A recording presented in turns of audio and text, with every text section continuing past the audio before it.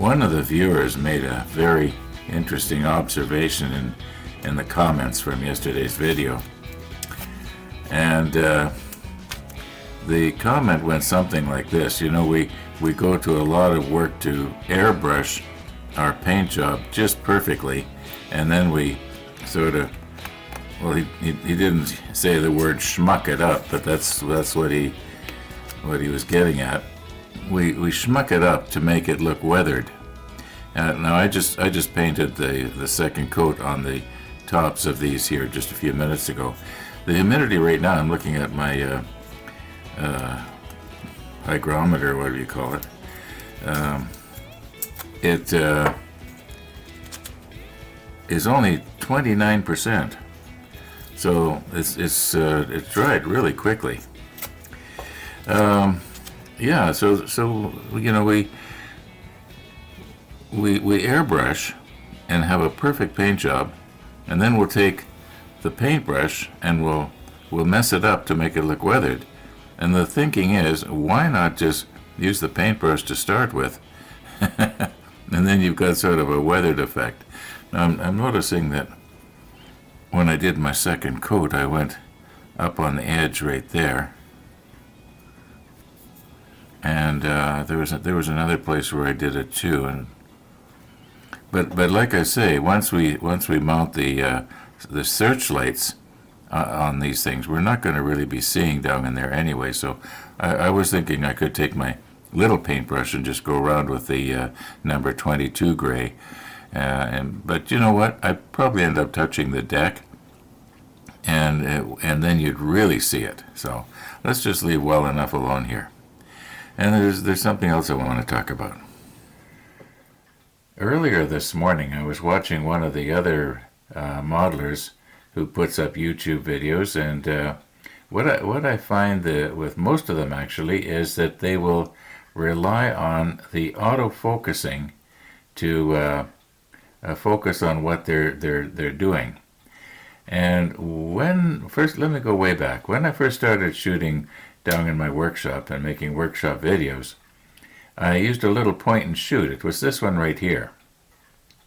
And it did a pretty good job. It would shoot in 1080p. It was fairly sharp.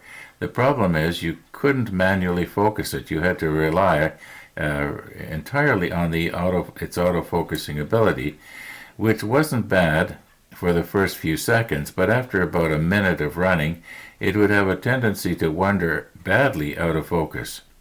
And yeah, when I decided to upgrade to a DSLR, which would shoot video, I started out with the Nikon D800, and I played around a little bit with the continuous autofocus, and I didn't really like it. And so I started manually focusing, and I just continued on. Then I upgraded to the Nikon D810, and then this one right here is the 850. And the reason I moved up to the 850 is because it shoots in 4K. Now, right at this moment, this tin is in focus.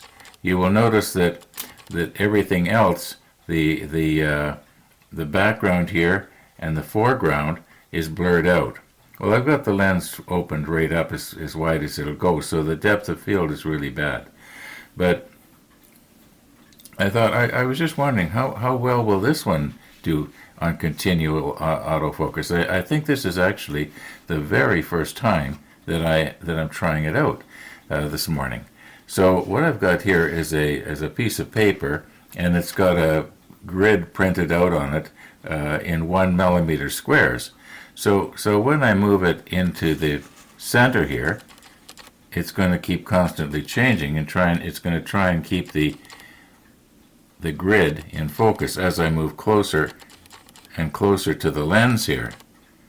You will notice that the ladders are becoming sharper. Now it does have a limit, and the limit is approximately 5 inches in front of the lens. It's still in focus here.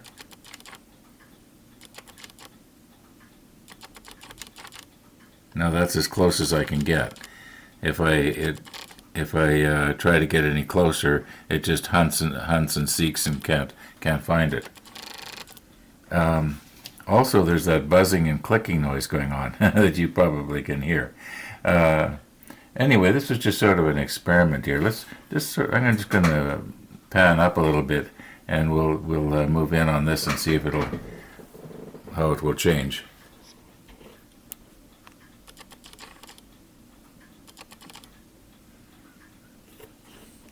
I guess I could use it if I had to, but I just don't like it. I just like to manually focus. Yeah, okay. That had nothing to do with the model hood, did it? Okay, this demonstration may or may not work. And I think that most of you guys that are videoing your projects, you know about this, but I can tell that there's the odd person that doesn't know. Now, you'll notice I'm watching over my monitor right now so I can see what I'm doing. But if I take this little box here and I take it out of the, oh, by the way, the camera right now is autofocusing, sort of what you would call spot focusing, just a very small area, about this big, not much bigger area than this little box you see right here. So if I move out of this area, even though I'm moving up closer to the lens, you'll notice how it's blurring out. Okay, now let's put it back in the center here. Now, I suppose this is going to make a fool out of me and it's not going to work. But the idea is that if you can move your background up along with it so that the camera reads the background as well as your subject, it should work better. Now, let's give it a whirl and see what happens here. I'm just going to watch my monitor and see what I'm getting here.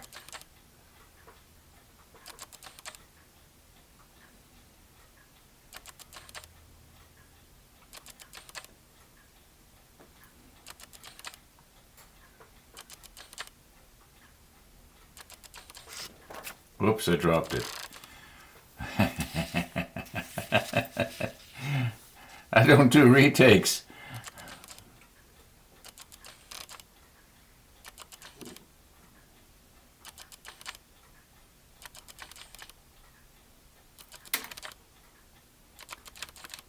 No. Okay, right there is as close as I can get with this lens. It's pretty good, actually. It's about 5 inches, I guess. Okay, that's it.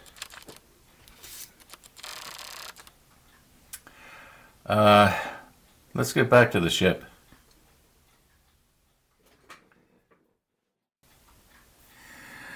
Now, all these parts here that we made up and just painted, they go on this upper deck here. Some go over here. The ladders go over here. I think we may as well just start right here and do some of the easier ones. Like this, for instance. I think it has to go something like this. I don't know if this is the right one or if this one goes around on the other side, but we'll get it figured out here.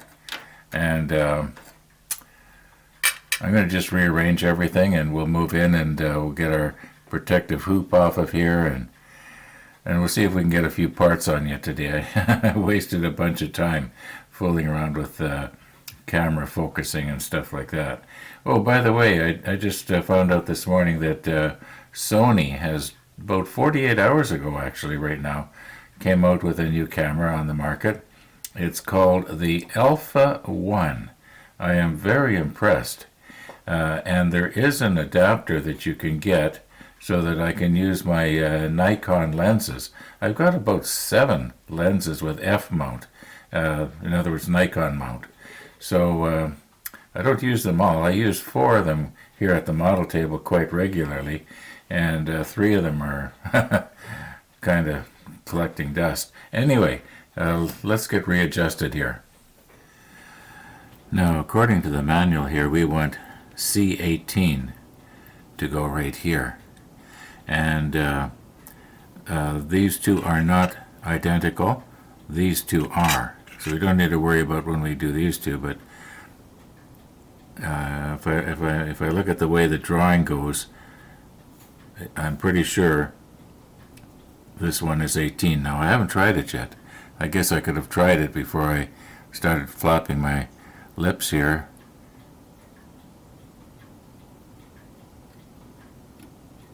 Okay, now I think it's supposed to.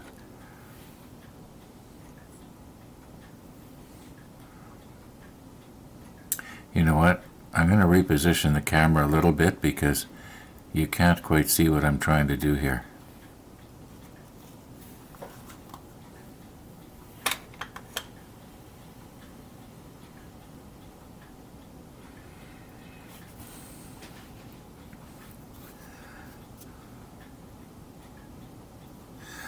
Okay, now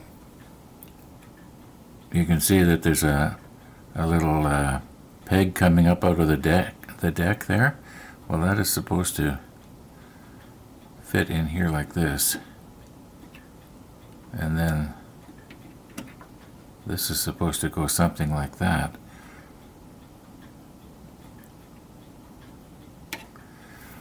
Yeah, I think that's it. It looks good to me. You can see that there's a little doorway there for how you'd come out and get onto the deck. That looks normal. All right, let's get a little bit of extra thin. Let's see what would be the best way to do this. Should I maybe put a little bit of extra thin under there? And I'm just going to reposition again. The camera's kind of in my way here. Now, before we do anything here, I have a faint recollection of somebody, I think it was Sergey, was telling me that I should cut this doorway out. And I didn't do it. Now I'm wondering if maybe I should have painted it a darker color so that it, on the other hand, I don't think it's going to make a whole lot of difference. I'm just sort of, once again, thinking out loud. Okay, so I think I'll put a little bit of, I can't make up my mind.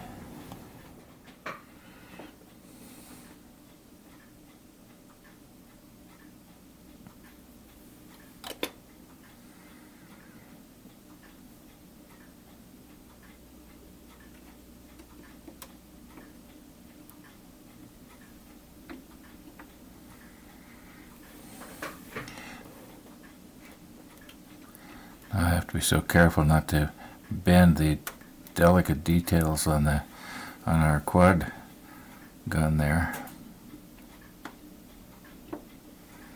Okay, does that appear to be seated down on the back there where the bottom of the doorway is?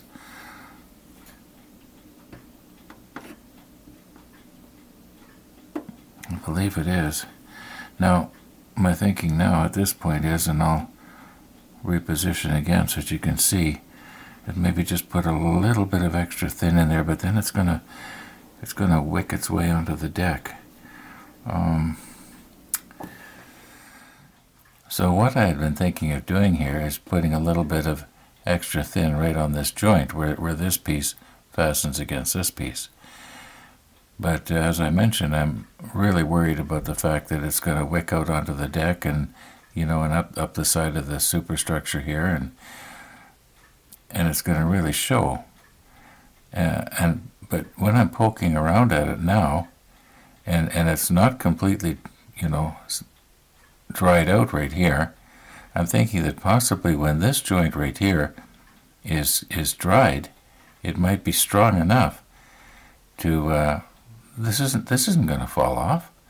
The only stress it's going to take is when we mount the little floodlight right here, spotlight, which I suppose we could do right now as long as we got the camera all set up at this angle, right? Right. Now I'm going to want to put this floodlight so that the detail is the most visible, and yet on the other hand we want it, sort of looking like it's at a normal position here. In other words, those little yellow control wheels, I like to have them sort of facing out. Now, keep in mind, the bow is that way. Whoops. Okay, let's just turn this around here. I suppose after I get the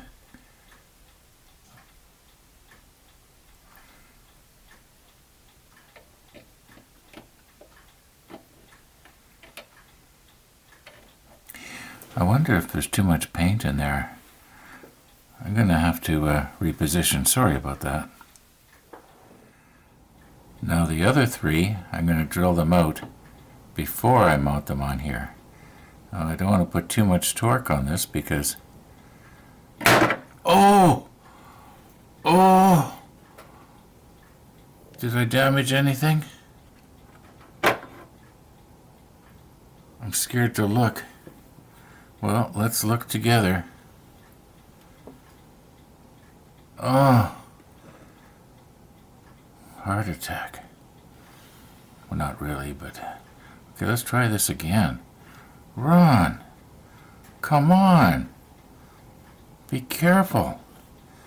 Okay, I'm holding it on with the other hand on the top. Alright, very gently now.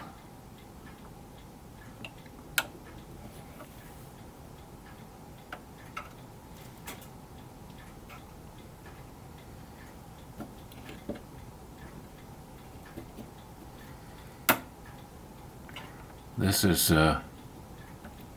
it's not going good. Maybe if I went backwards.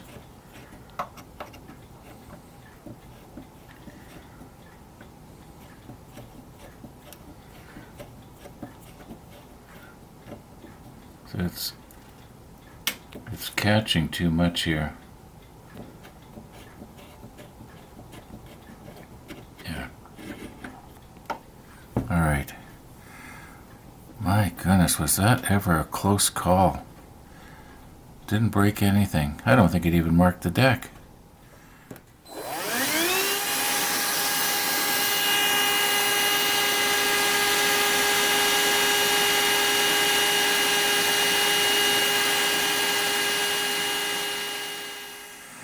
This is the first time I'm trying this since we drilled it out. And I don't know if you noticed it or not, but there was a little piece of dust on the deck. And I tried to vacuum the piece of dust and I got too close to this light. And I sucked it up into the vacuum cleaner. So if it looks a little bit dusty, well, that's why. Now, which way is going to look the best here? If we could just... I want to be able to see both of those yellow... How can I turn this now?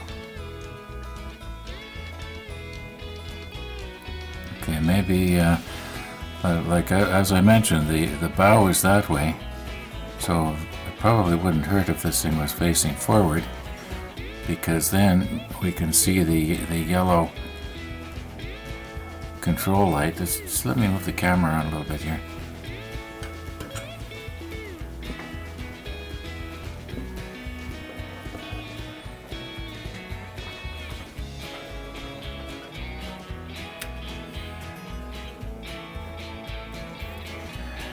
Okay, I think what I'm going to do, folks, is I'm going to take a bit of a break from videoing today. And about all I want to do now is I want to just drill these out before we try to put them on. And yeah, I'm going to do that off camera. Thanks for watching, and all being well, we'll see you tomorrow.